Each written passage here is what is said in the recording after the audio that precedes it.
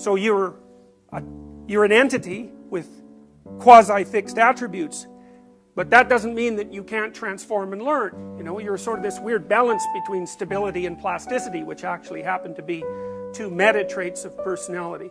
And I also want to take you through the process of understanding what personality transformation is and how to conceptualize it, because personality transformation comes at a cost, and the cost seems to be, with each incremental change there is an equal increment of instability. You know, so that's often because you learn things painfully, right? I mean, if you learn something, if it's something you expect and something you want, there's no learning there, generally speaking, because you expect it, so it means you already know about it, and you want it, so it's good. The most potent learning experiences tend to occur when something occurs within the realm of your experience that you don't expect, and often that you don't want. And those are the sorts of things that destabilize your personality. Now, they can also be the sort of things that eventually expand it, because if you encounter something that you don't understand, that means that there's information in the event that you haven't incorporated within your own being. And if you can do that, then at least in principle, then your dominion of competence can expand. One of the things that's really interesting about the clinical practitioners like Freud and like Jung and like Rogers and of the various people that we're going to talk about, because they have to deal with issues of health, roughly speaking, good mental health versus poor mental health, say, is that their fields of endeavor also deal with values. Because it's almost impossible to grapple with the problem of the good or well-being or mental health or psychopathology or suffering or anxiety or pain or any of those phenomena without also necessarily evaluating the domain of values. It's like, okay, well, you're a certain way. Do you want to be better? If you were better, would that mean that you were more mentally healthy? What exactly does better mean? And is it useful to use that sort of descriptive terminology when you're talking about personality? I mean, I assume that most of you want to be better people. Now, your definition of what might constitute better is going to differ again according to your temperament, but generally speaking, it seems that people they're like Sisyphus, they're uphill climbers. You know, you don't want to go from bad to worse, you want to go from where you are to better, and that means that you have to conceptualize what constitutes better, and that makes personality theory, at least in regard to its clinical domain, a very strange hybrid of science and engineering, because, you know, generally science doesn't deal with values, but if you're dealing with human personality, it seems impossible to avoid the topic, especially if you're concerned with something like mental health. So, you know, you can assume that mental health means normal, but most of you don't assume that, right? Because, you know, if you want your reach to exceed your grasp, a lot of you are going to be aiming for something that's better than normal, or better than average, let's say. We don't consider average optimal, and that's a strange thing. You know, how you conceptualize why you should do things is an extraordinarily integral part of your personality. I mean, one of the things that we found recently, if you get people to spend a couple of hours writing down their vision of the future, you know, so the question basically is, all right, so imagine yourself now. Now imagine yourself 3 to 5 years in the future. Okay, now, and here's the rules. Imagine that you're trying to take care of yourself like you would take care of someone that you cared about. It's a strange framing, but, you know, people often don't take care of themselves as well as they take care of other people. You know, they're hard on themselves and they denigrate themselves because, you know, you might be painfully aware of all your multiple inadequacies.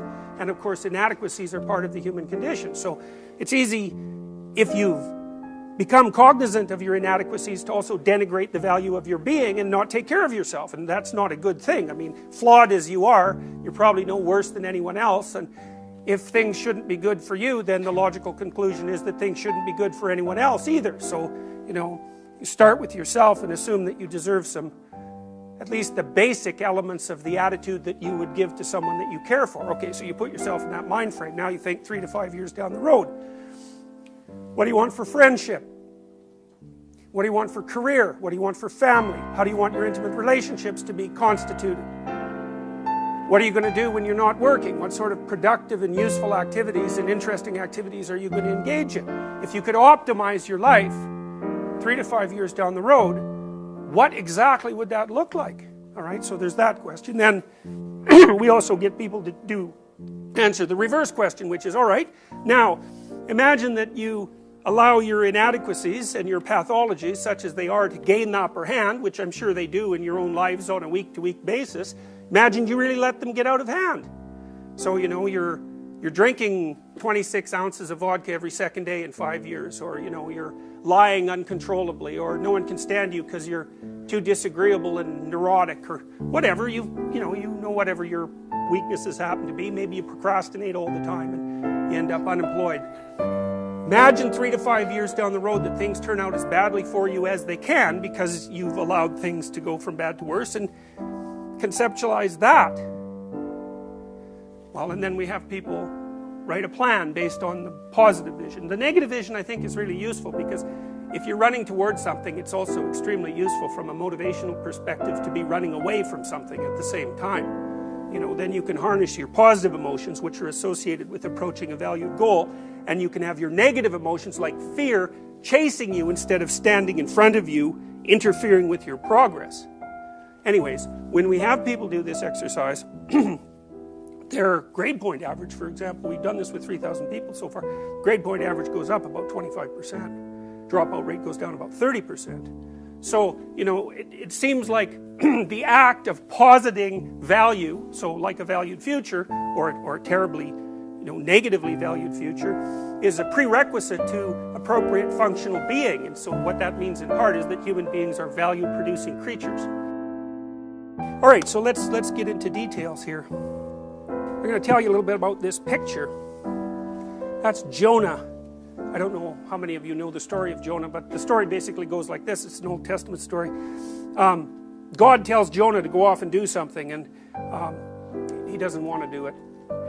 So, because, you know, at least as far as the Old Testament is concerned, God's always telling people to do horrible and miserable things that are difficult, and so avoiding it is the logical thing to do. So Jonah goes out on a boat trying to get away from this demand, and there's a huge storm, and, you know, the boat is in danger of being swamped, and the sailors are all wondering why this storm is happening, and Jonah finally admits that he's, you know, got this command from God and he's running away from it, so they throw him overboard. And then the sea's calm, and anyways, Jonah ends up inside this whale, and then later, 3 days later, as it happens, it spits him up back on shore.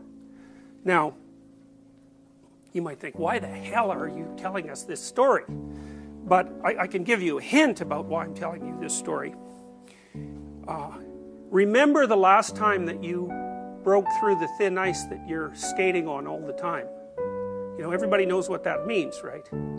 Is that you're cruising along in your life perfectly content, or at least reasonably content, and then something strikes you out of the blue. Maybe it's the death of someone that you love, or it's the breakup of a relationship, or something that you failed dismally at, or some manner in which you betrayed a friend or they betrayed you, and all of a sudden everything that you stand on disappears and you get swallowed up. Now, it turns out that the motif of being swallowed by something that lurks underneath, like the shark in Jaws, that's a very, very old story. In fact, it's the oldest story that human beings tell. It's the same story, for example, that you see if you watch The Hobbit. Guys, how many of you have seen The Hobbit recently? Or The Lord of the Rings? Yeah. Well, you know, in The Hobbit, the little hobbit encounters a dragon, right? And everyone seems to understand what that means, even though it's a completely absurd proposition. And that's allied with this sort of pattern of story. And the idea is something like this, is that your current pattern of being is fragile. And the reason for that is that there's not very much of you and there's an awful lot of the world. And what that means is that at any moment, some element of the world that you have not mastered and do not understand can emerge and destroy you, potentially, your psychological health, your physical health, and your dreams. And that puts you somewhere. And the ancients believed that that put you somewhere that was akin to being devoured by a great beast. And if you're lucky, then, you know, it spits you up later. If you're unlucky, then you stay inside it. And, you know, those are the sorts of people that you see in mental hospitals or wandering around on the streets, you know, hearing voices and talking to themselves. They never get out. And the standard transformative narrative is descent and ascent. You learn something by deteriorating first and then by reascending as you incorporate it. And I love the story because, well, first of all, to know that story, which is the fundamental story of mankind, to know that story means, first of all, that you understand that there's no learning without pain. And the pain is a necessary prerequisite to transformation. Now, the pain doesn't necessarily have to be of the sort that completely destroys you, but generally, a valuable lesson is one that's difficult to learn. And what that also means something very interesting about the human psyche, because, and this is something to really think about too, you know, because you might say, are you who you are? Or are you who you could be? Or are you the thing that changes from who you are to what you could be? And which of those things you identify with makes a huge difference to your life. So, for example, if you are who you are, then you can't talk to someone who doesn't agree with you. You can't listen to them, because they may tell you something that you don't already know, and that'll change you. And if you are who you are, and that's the right way to be, then you don't want to be changed. And if you are who you're going to be in the future, then if any circumstance comes along to destabilize the environment so that that future becomes unlikely, then you're in the same boat. Things are going to fall apart around you.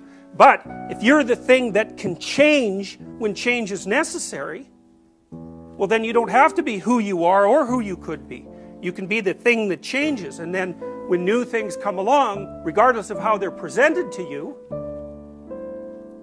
well, then you can welcome them, even though they're going to destabilize you, in the hope that what comes out the other side will be an improved version of you.